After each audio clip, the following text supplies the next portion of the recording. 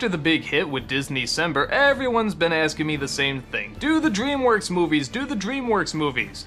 And yeah, actually I guess that does sort of figure now, doesn't it? In the old days, the big competition used to be Disney and Warner Brothers, and in some ways they still are competitors, but when it comes to film, hands down Disney won the battle. But now a new contender seems to have come out of nowhere, known as Dreamworks. Dreamworks, in many ways, is to Disney what Warner Brothers cartoons are to Disney cartoons. Disney was always described as the classical music of cartoons, where Warner Brothers were described as jazz. Disney and Dreamworks seem to work the same way. Both are alike in many ways, but Dreamworks seems to take a few more chances, for the most part. They too try to succumb to what the general audience will enjoy, but they throw in a few more twists and turns. Stories and characters that are a little bit more off-color. That is, at least compared to the Disney formula. And it turned out to be a success, with many of their movies being big hits, and some of them not being such big hits. But financial stability doesn't always mean artistic success, so let's take the month of February to look through all of DreamWorks' animated features. This is the month I like to call Dreamworks-uary. Yeah, that's what I'm going with. I know that. Shut up! Let's start with DreamWorks' very first anime feature, Ants, the controversial predecessor to A Bug's Life. Did Disney think of the idea first? Did Katzenberg? Blah blah blah blah blah, who cares? Let's just look at the movie as a whole. The film stars an ant named Z, played by Woody Allen. He's, big surprise, a neurotic, living in a colony of ants where it's very easy to lose your identity. He has friends here and there, but for the most part he finds it hard to fit in. That is, until he accidentally comes across the Queen's daughter, played by Sharon Stone. Which is weird because, yeah, they're all technically her children, but I guess somehow they singled her out as princess because she's being trained to carry the children. I don't know how it works, but they have a romance and seem to hit it off. But while uncovering an evil plan from a general ant, played by Gene Hackman, Z and the princess get whisked away outside of the colony. And thus the two are on a hair-raising adventure against humans, other insects, and even their own kind to find what they call paradise, known as Insectopia, which is really nothing more than a garbage can. As a first film, this is pretty damn good from an animation company. The CG now is a touch dated, but when it came out it was pretty impressive. I find it interesting that I actually don't have a hard time telling the ants apart. They're not drawn like typical cartoon characters with big eyes or big expressions, but somehow I actually do know which ones are which. Part of that comes from the incredibly distinct voices that they have. Yeah, this movie really crams the celebrities in there. I mean, there's a ton. But to its credit, they all sort of fit. Woody Allen as the neurotic, that's a no-brainer. Gene Hackman as the bad guy, that works obviously. Stallone as a soldier obviously fits well. Jennifer Lopez as one of the tough miners, that works too. Danny Glover as a supportive comrade. Dan Aykroyd as a snobby sophisticate. These actually really do fall together. That is all except for one. What the hell is Christopher Walken doing in this movie? And I'm not at all about the Christopher Walken hate. Anything he's in, I'll take it. But why? He has like no role. He's the assistant to the general, and that's it. There's no other character to him. He's not weird, he's not strange, and his voice sticks out like a sore thumb. Imagine it. A strong colony, sir. A colony we can be proud of. I just remember snickering the whole time because every time he opened his mouth, I'd be like, oh, that's Christopher Walken, and he sounds funny. I wish he was given funny stuff to do.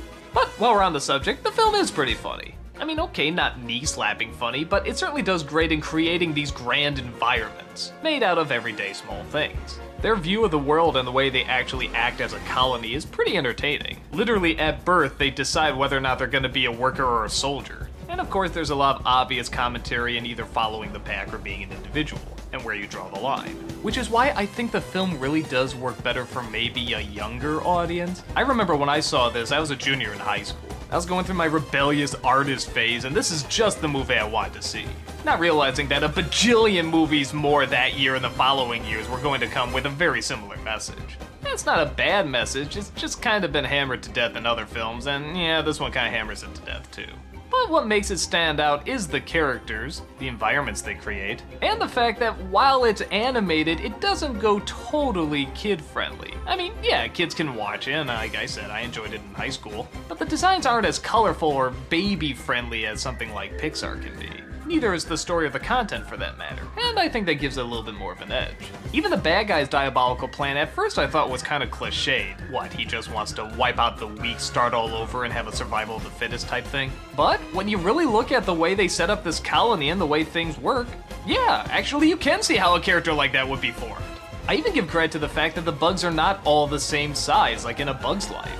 Everything is actually to scale. The termites are much bigger, mantises are much bigger, bees are much bigger. It's like, yeah, bugs aren't all the same size, and that makes for a much more entertaining and threatening world to go through. So I really like the film. Does it have flaws? Sure. Is the message a little passé? A touch. But I think it still stands out as being a very unique tongue-in-cheek adventure. And audiences at the time seem to like it too. But this would turn out to be only the first big hit in Dreamworks' lineup.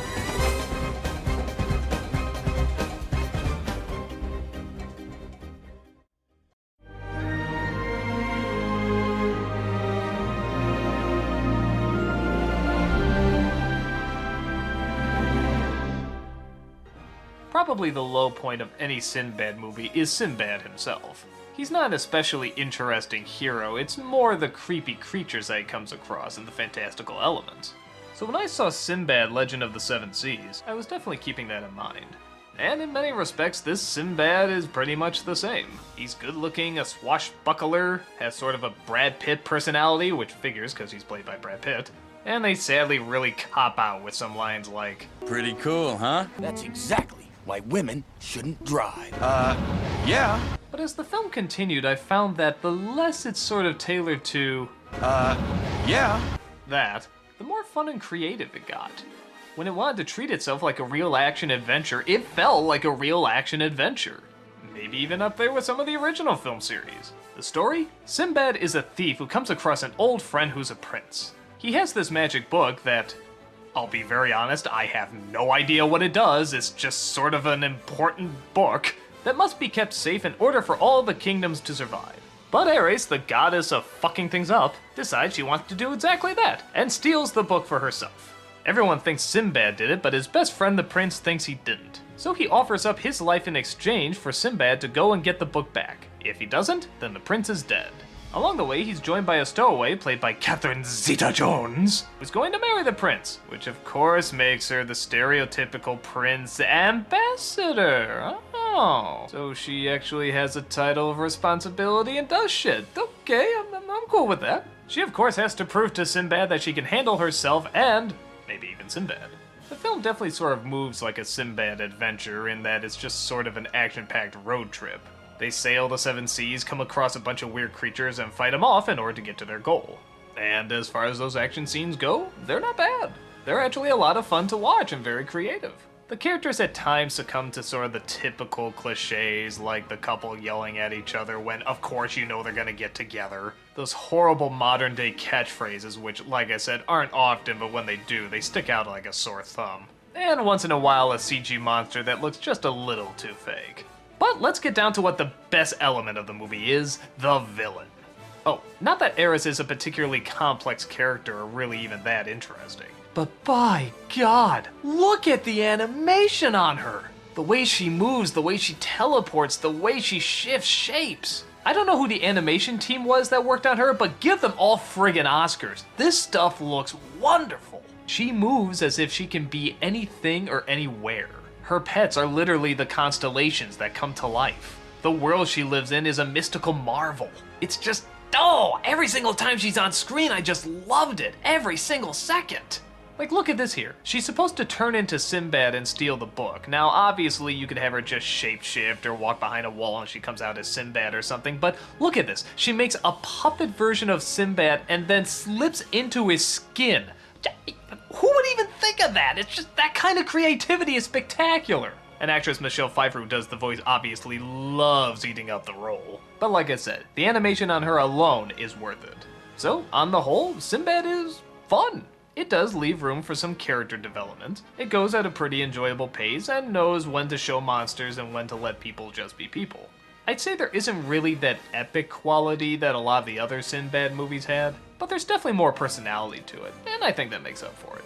It's a swashbuckling tale with a lot of creativity and some great animation, and no black comedians looking for Turbo Man dolls. That's enough for me to say, take a look.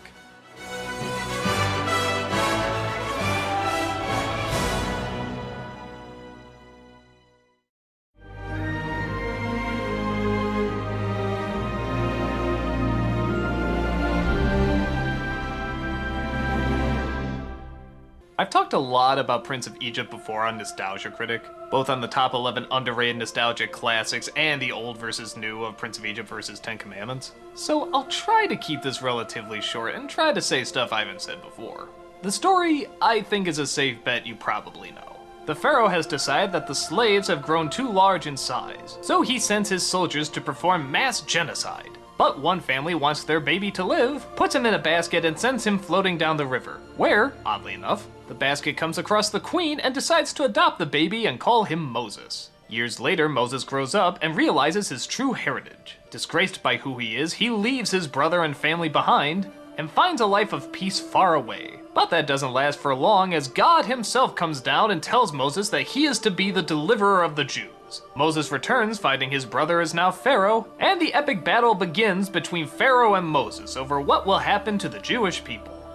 The film is gorgeous. This is one of the best looking animated films I've ever seen. I'm not even really a big fan of Egypt or the desert, but by God, the shots and the angles they get in it, it's just unbelievable. So much attention is being drawn to how to tell this story faithfully, but not exactly the same as the Ten Commandments. And it does exactly that. It has its own unique style and its own unique look. Even the characters are different. The relationship between the brothers seems genuine. They both now have grown up and they both now have new responsibilities that they wish to honor and do not want to break. But at the same time, they're still family. And this is what makes great drama. There's Val Kilmer as Moses and Ray Fiennes as Ramesses, and both of them are fantastic. Even the other celebrity voices, though distracting at times like Jeff Goldblum or Patrick Stewart, still match well to the character and tone that the movie's trying to get across. It's just distracting in that you can tell it's their voices, but you warm up to them pretty quick. Something else I've never talked about is the music. The music is also wonderful. I think the theme they have for the burning bush is one of the most comforting, nicest themes I've ever heard. It's just a great sound and creates this wonderful mood.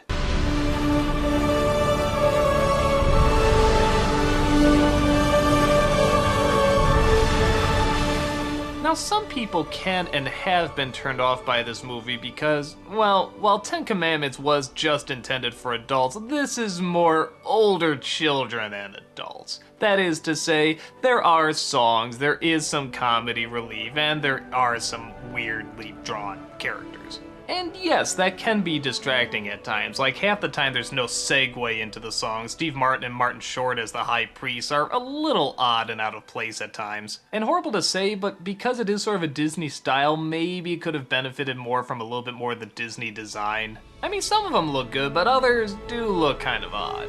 But with that said, the distracting moments are never too distracting. And you know what? I like the songs. I think they help move along the story, and they do it in a very visually and musically interesting way. So I don't mind them, I think they really work.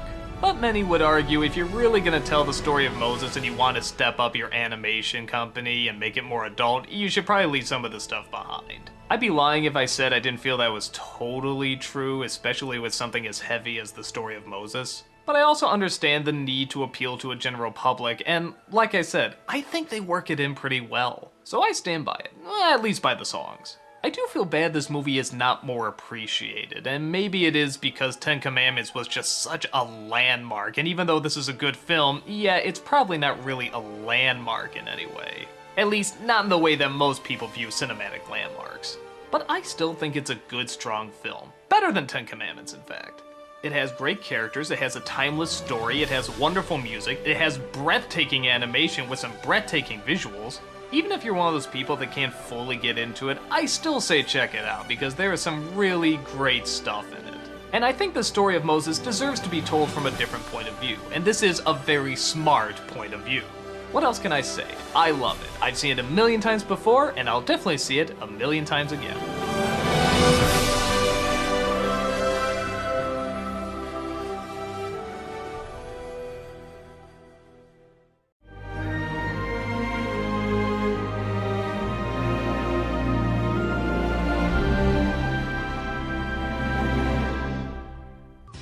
I'll admit, I didn't see The Road to El Dorado when it first came out because it just sort of looked cheesy. And in some ways, Yeah, that's kind of what it is, and in other ways it's actually really smart, but in other ways the animation is a little lacking, but in other ways it's fantastic. In other ways, maybe it would have been better as a live action film, but in other ways animation is the perfect way to get across some of this comedy, and oh boy, let's just look at the story.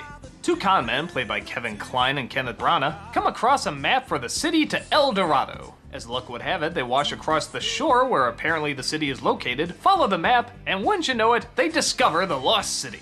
But it's also inhabited, and two of the high priests, of course, confuse the two for gods. Not wanting to overlook what could possibly be the greatest con of their time, they of course play the part of the gods and see if there's a way for them to make a boat and take as much of the gold as possible. A young thief named Chell discovers their secret, and she plays along in the facade trying to show them the ways of the culture, while never revealing who they really are. The writing for this movie is very good. Actually, it reminded me a lot of The Princess Bride. In fact, it felt eerily similar. A lot of comedy, a lot of jokes, but also still trying to get across an action adventure.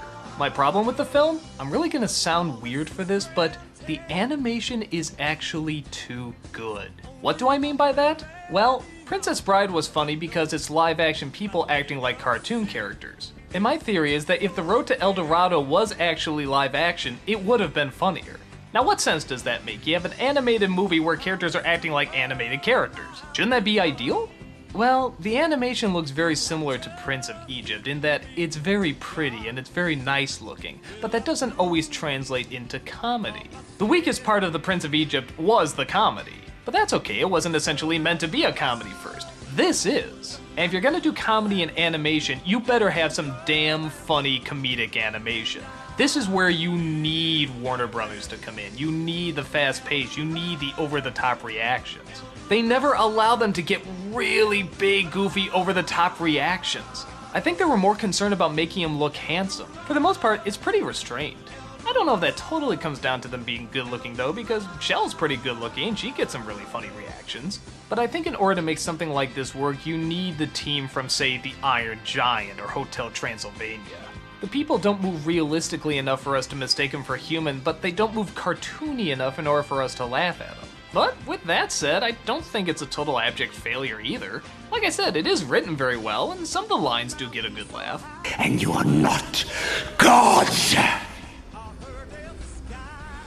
You're not a god? How dare you? Particularly any point where they have to talk really deadpan, that seems to work. Oh, we expected you to be staying with us for the next 1,000 years. Well, as we say in the spirit world, there's your plan and then there's the god's plan. The action-adventure stuff seems to work pretty well, and it's good to look at, but again, it's not quite as big or grand as, say, something like Prince of Egypt.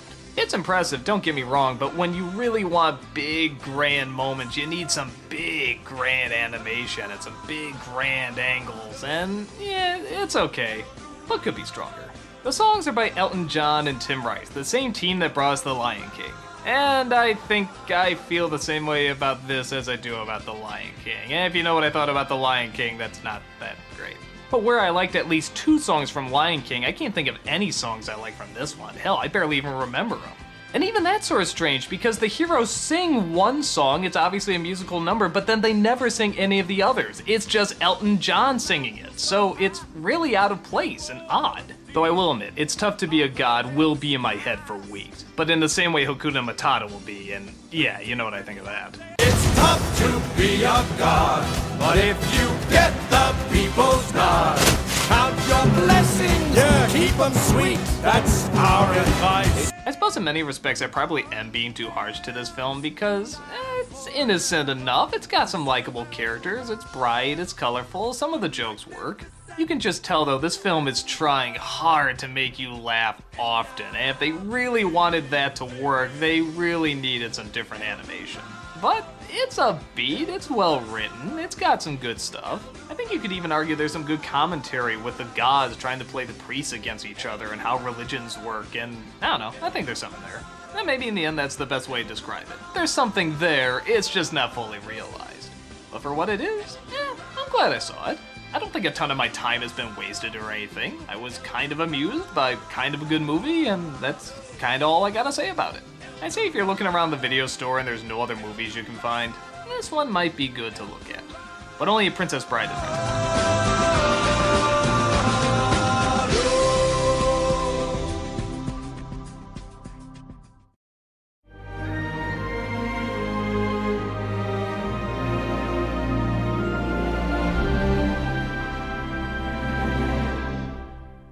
Spirit, stallion of the Cimarron, Spirit. In some ways, this is one of DreamWorks' most adult films in that it doesn't really have talking animals, it doesn't have a ton of singing animals either, but it also has a narration by Matt Damon, odd choice, and a soundtrack that mostly consists of 80s style songs, also weird choice. Does it all come together? Well, yes and no. The story centers around the life of a horse in the New West. Native Americans are in the process of fighting for their land against the white man, and one lone horse is separated from his mother and his group. Confederate soldiers try to tame the horse, but this is an untamable animal. That is, except for maybe a Native American teenage boy, who is also captured by the army. The two escape and try to find their way back home. Along their travels, they come across many dangers, get separated, reunited, and separated and reunited. Comes across some other interesting characters, sees a bunch of really pretty landscapes, is conflicted on who he is and where he belongs, all sorts of good stuff. So like I said before, the most interesting aspect about the film is that the animals don't really talk. Except for, again, a narration by Matt Damon. But even that's sort of toned down to just the bare bones essentials. Really, the majority of the movie is just told through the horse's expressions. And you know what? Kudos. Which is not to say I'm against talking animals in movies, but it's just so often we see it, and now here's a film where the talking animals are not needed and it still works. Most of the emotion is communicated through the expressions on the faces, which on a horse is very difficult to do, but the animators do a really decent job. You want to know what's going to happen to them, you want to get through their journey, and this creates a really good adventure. Good, but not great. To the film's credit, this is a very hard movie to make great. I mean, it has a lot of things against it, with not making the animals talk and focusing on an animal that mostly has to be on all fours most of the time. So the fact that this is a good movie at all, I think is actually pretty impressive. It's a tough flick to make interesting. And they don't shy away from the dark stuff either. I mean, when times get really rough, they show how really rough they get. And when you really need to enjoy the good side of nature and all that it has to offer, it really takes time to show that as well. The 80s style songs you're either gonna love or you're gonna hate. I'll admit, I kind of enjoyed them. I don't know, maybe I just have a certain nostalgia for them, but I can see it really getting in the way for other people too. And maybe that's what the film comes down to, just sort of personal taste. If you really like the Wild West and pretty shots of canyons and mountains and the desert and so forth, this is probably your flick. It does seem very in tune with nature and doesn't feel like it has to rush anything. I guess, well, I'm just not really one for that Western sort of world. I think a movie has to try especially hard to get me into this sort of environment, which is not to say it's a bad environment, it's a pretty environment, it's just not my favorite. And with all these other elements to fight with, like I said, the horses not talking and so forth, I'm amazed it kept my attention as much as it did. So I'm impressed with how they pulled this off. Not one of my personal faves, but I'm glad I saw it. It has pretty scenery, good characters, some great animation, and the maturity to know when to let the words do the talking and when to let the imagery do the talking. If you got a little extra time on your hands, I definitely say check it out. My brother, under the sun.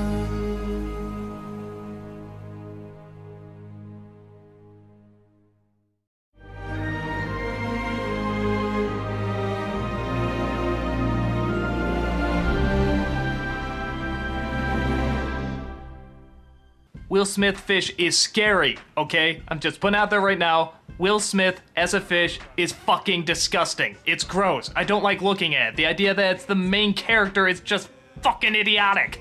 Oh, and the movie Shark Tale, it really blows. Yeah, a good chunk of that comes from the fact that... Oh, just look at the design of this thing. It's... Ah! What kind of movie would allow a design like this to exist? Well, that's one of the main problems with the movie. It just sort of seems like a dumb idea from the start. Like, maybe it could be a little imaginative, but it seems more like an excuse to make a popular soundtrack with a lot of artists on it. And to shout a lot of catchphrases, and promote a lot of in-jokes, and some really horrible puns. I'm Katie Current. Muscle Crow! Get out those shell phones and call into the boss.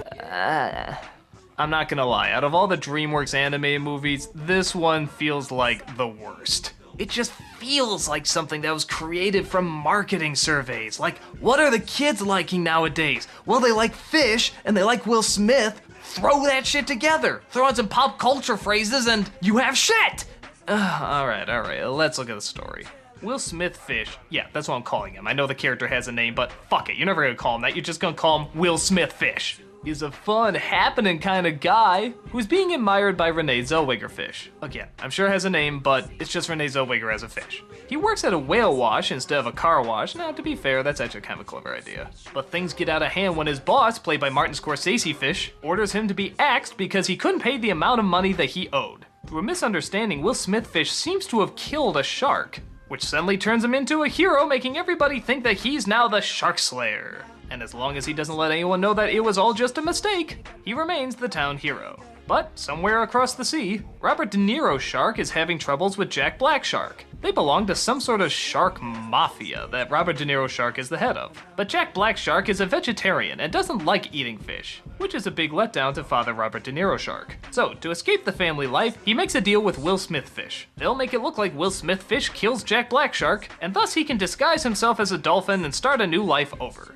blending in with the rest of his fishy buddies. The problems in this movie seem pretty obvious, and yeah, they are. A lot of the dialogue is just catchphrases, in-jokes, and puns. And on top of that, you almost never see these characters as actual characters, you just see the celebrities representing them.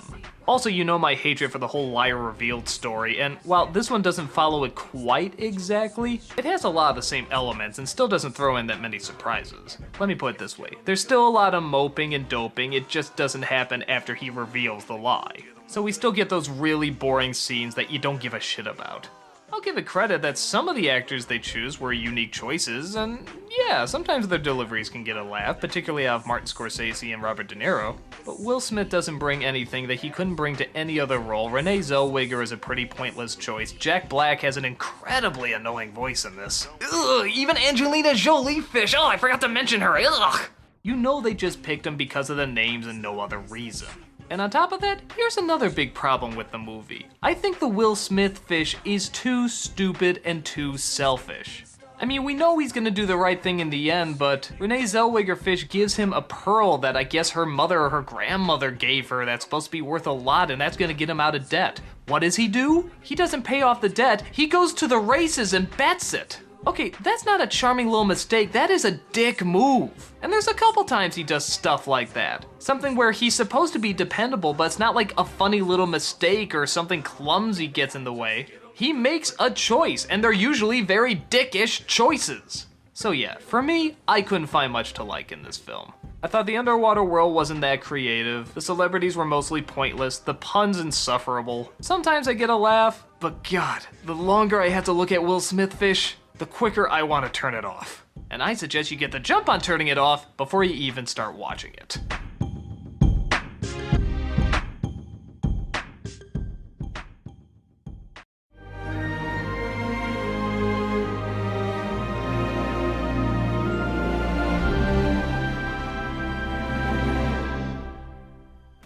I'll be very honest, one of the reasons I didn't see Madagascar in the theaters is because I thought the characters were lamely designed. Maybe I was just too used to the Disney stuff, but I just thought they looked kinda cheap.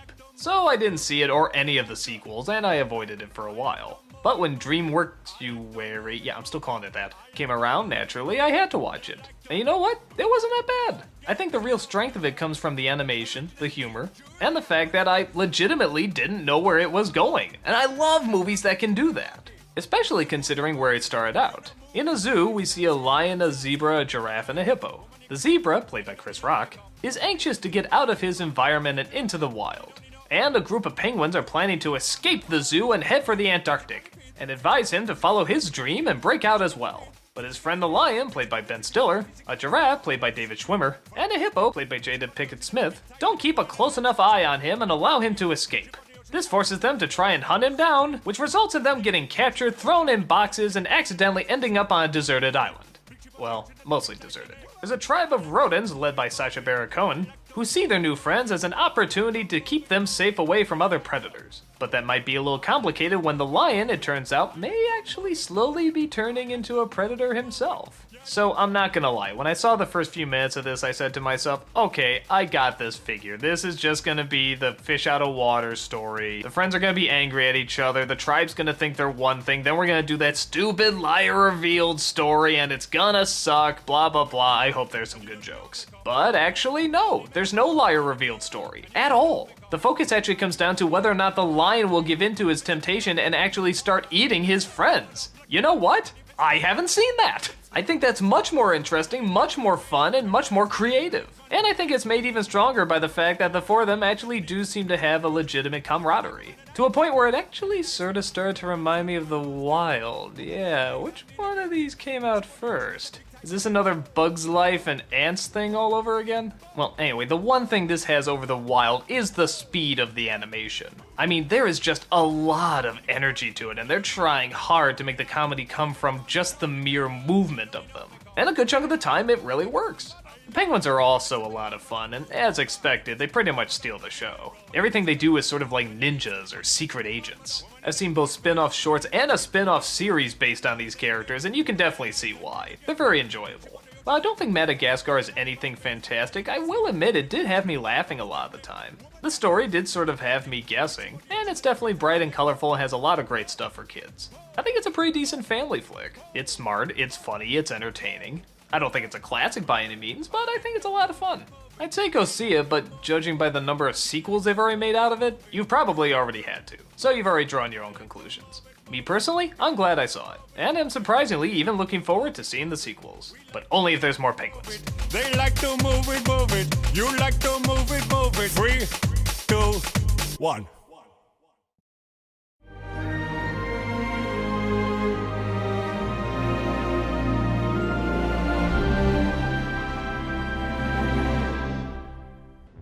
The team that brought you Wallace and Gromit now bring their first full-length animated feature, Chicken Run. This is a movie all the critics went nuts for. It was well written, it was well animated, it was different, it had a unique story. And it's another one, honestly, I think just sort of falls into the okay pile. But that's not bad, it's just okay. Why? Well, let's take a look. On a chicken farm in England, one little hen tries as hard as she can to escape every day, but is constantly caught and thrown back in. Things get more dangerous though when the owner of the chicken farm decides that she wants to start making pies out of the chickens. So the hens have to make it out before the machine that makes the pies is fully put together. Their answer comes in the form of a rooster played by Mel Gibson. He claims that he flew into the pen and that he can teach the chickens how to fly as well. The only downside is his wing is broken, so he can't teach them right away. But he spends their time trying to verbally show them how to do it. But the clock is ticking away as they get closer and closer to Pie Day. It's a race to see if they can get out a la Great Escape style before the owner can turn them into mincemeat. It was really great seeing this animation team finally do a full-length motion picture, and showing that they can pull it off and still have it be very entertaining. Its comedy is a little different from, say, something like Wallace and Gromit, which was a little bit more quiet at times. This one is constant dialogue and constant visual jokes. But in a sense, it has sort of the same feel as Wallace and Gromit, as it's not always trying to make you laugh every second. It'll take time just to have a character breathe and talk about however they're feeling.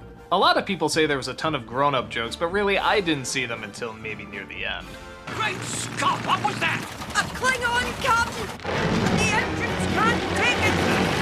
I guess the only main problem I have with it is that the story is a touch too predictable. I mean, once again, we're gonna have the liar revealed backstory, and it's not gonna be just brushed over either. It's gonna take up a good chunk of the third act with the characters moping and doping, and oh Jesus, I've gone on and on about this. I'm not gonna prattle anymore. Let's just say it's boring. And I don't think the jokes are quite strong enough to make up for such a lackluster part of the movie. But like I said before, I still think it holds up as being okay. It is still very creative, it's got some memorable characters, it does have some good lines. The stop motion animation is always great to see. I mean, this team always does a wonderful job. It's bright, it's colorful, it's mostly upbeat. It's very imaginative at times, and it has one or two bits for adults too. Had it not gone for the liar revealed story arc and maybe thought a little bit more out of the box, I would have liked it a lot more, but I still think it's a decent flick. It's got just enough for kids and just enough for adults. I think it's worth at least a viewing.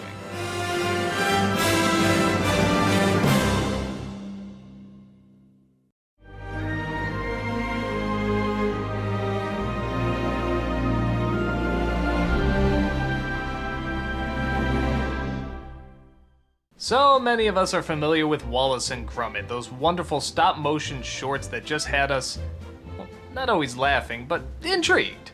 They were more likable than they were funny, though granted there were definitely some very good jokes in them. And we always enjoyed the creativity and imagination that went into making them. Well, now they have their first feature-length film, Wallace and Gromit: The Curse of the Were-Rabbit. In some respects, it's the most imaginative and tries the most jokes out. In other respects, you kinda get the feeling maybe it was trying a little too hard to please audiences. Which is not to say it's bad, it's just part of the charm of Wallace and Gromit was that it was just sort of doing its own thing. It could be quiet, it could be awkward, it could be weird. And this one, probably because it had more of a budget, definitely seemed more like a crowd pleaser. But in some respects, it sort of succeeded. For those who don't know, Wallace and Gromit is a story about an inventor and his dog. The inventor, Wallace, constantly has harebrained schemes that his dog, Gromit, always has to rescue him from. And in this film, they're rabbit exterminators. Well, sort of. They don't really exterminate the rabbits, they just sort of take them off the property and, well, usually give them a home at their place. But one of Wallace's inventions goes awry, what a shock, when it accidentally creates a were-rabbit, a giant creature that goes through all the people's farms and destroys their crops. Wallace and Gromit are on the case, but Gromit finds out there might be a more interesting twist to this than they think. And no, I won't give away any more than that. The movie is sort of a strange mix because I can say I probably laughed more at this Wallace and Gromit than I did the other ones. It just seemed like they were putting in more jokes and more fourth wall humor. But the one question you did constantly have to ask yourself is, did this work better as a half-hour short? And personally, yeah, I think it sort of did. Something about squeezing it into that short amount of time, strangely enough, made it seem more large and epic. The villains I remember being especially threatening from those shorts. And this one is just sort of a pompous Ray Fiennes who's just sort of like the typical show-off jerk who doesn't get the joke. Yeah, there's not much to him. Maybe because the shorts were kind of on a smaller scale, you were more impressed when they did something legitimately large with them. In a movie, you're already sort of expecting something large, so it doesn't really surprise you, it just sort of gives you what you're expecting. But if what you're expecting isn't bad, like me, then this movie isn't really bad either. It's still Wallace and Gromit, it's still the same characters, it's still the same circumstances they usually get in. I just think it might have worked better if it was in a half-hour short. But for what it is, it's a fun little movie. I can't really say if the solution is make it smaller or make it bigger, but I still liked it. It's kind of hard to dislike something as innocent as Wallace and Gromit. The stop-motion animation, as always, is spectacular. The sets are probably among the biggest that the studio has ever done, and it still has two characters we really like being the two characters we really like. I can't say it's the strongest out of what Wallace and Gromit have done, but I still think it's pretty likable. If you're a Wallace and Gromit fan, check it out. If you've never seen them before, I definitely say start with the shorts first.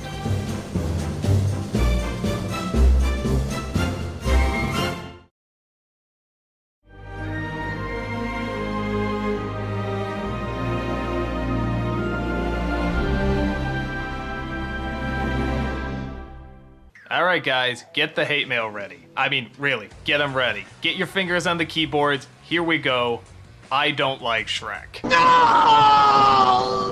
You heard right, I don't like Shrek. Do I hate it? No. Do I think there's some funny moments? Absolutely. But I thought the movie I was gonna get was gonna be a lot funnier, a lot darker, and a lot more creative.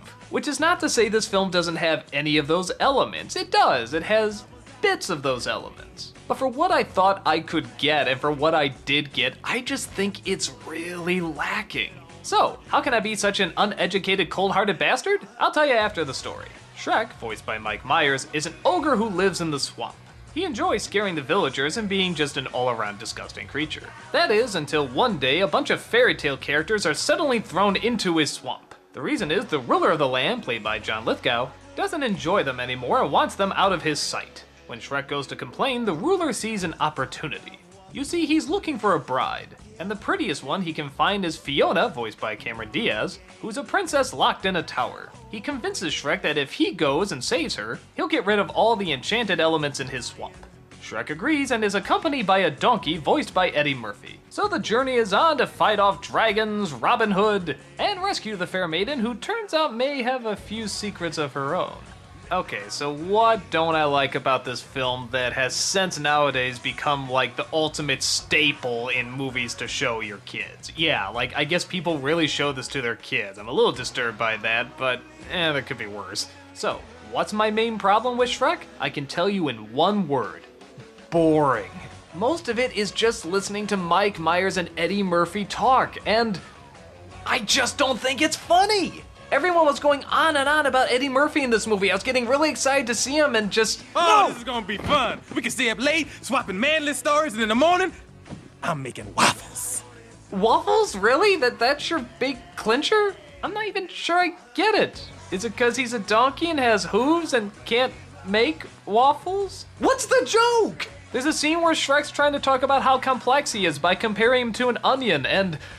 You know what else everybody like? Parfaits. Have you ever met a person you say, hey, let's get some parfaits? They say, hell no, I don't like no parfaits. Parfaits are delicious. No! You dense, irritating miniature beast of burden!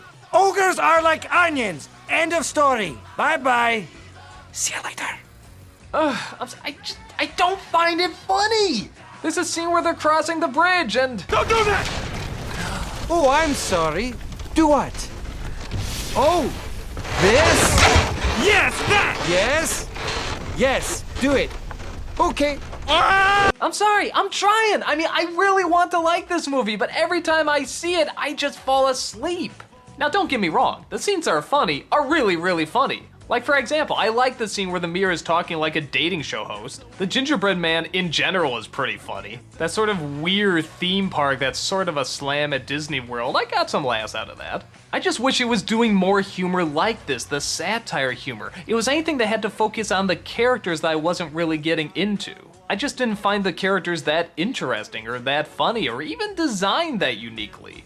I surprisingly don't have a problem with the dark stuff either, and maybe that's because I never really saw these as kids' films. I sort of saw them as older children and adults, and yeah, like I said, I think it's a little weird that people show their little kids this. But I'm fine with the darker humor, where she sinks and blows up the bird. That had me laughing on the floor. And then what are they gonna do with the eggs? Is she gonna raise them? So that, no, she cooks them. That's fucking great. More of that, please. More of that. But no, what do we get? We get the princess and Shrek misunderstanding, and they go and mope and dope, and oh, this is just as bad as the liar revealed bit. Why are you supposed to feel bad here? You know exactly what's gonna happen. They're gonna realize they were idiots and get back together, and oh god, oh, and the stupid dumbass pops are just, I know, I'm probably being too harsh on it, but it just feels like there's a really smart, inventive crew behind this. And I want to see more of those jokes instead of these really not that imaginative characters. But now, I will say this about the character's story. The moral at the end, while done to death, is executed great. I thought this was the fairy tale ending that a lot of other Disney fairy tales should have had. It adds a unique twist, but still makes them really happy, and it really serves the moral of what they're talking about. In that sense, I actually think the movie is great to show to kids. I think it gets across the message much stronger. But I still gotta sit through onion talk and bridge talk and fighting the dragon. Oh yeah, there's a female dragon, like that apparently got a big laugh, I guess. Female dragon, huh? Okay, her getting together with the donkey is pretty funny, but that's a lot of build-up for just that one joke. I guess in the end, I don't really hate the film because there is some genuinely funny stuff, and I think there is some very unique ways of delivering its story and its message. I guess I was more just shocked at how much people were taking to it, like this was a brand new way of looking at film, and I don't know, I've seen this stuff in Simpsons, I've seen Disney sort of do it, and it just didn't seem that new or avant-garde to me. And on top of that, I guess I didn't see it as funny as everyone else did either. But clearly I'm missing something, because people fell in love with this film. People still love it, they still watch it a million times, and it's like this big, wonderful classic. But I guess it's just not my flick. Now Shrek 2, on the other hand, we'll get to that awesomeness later.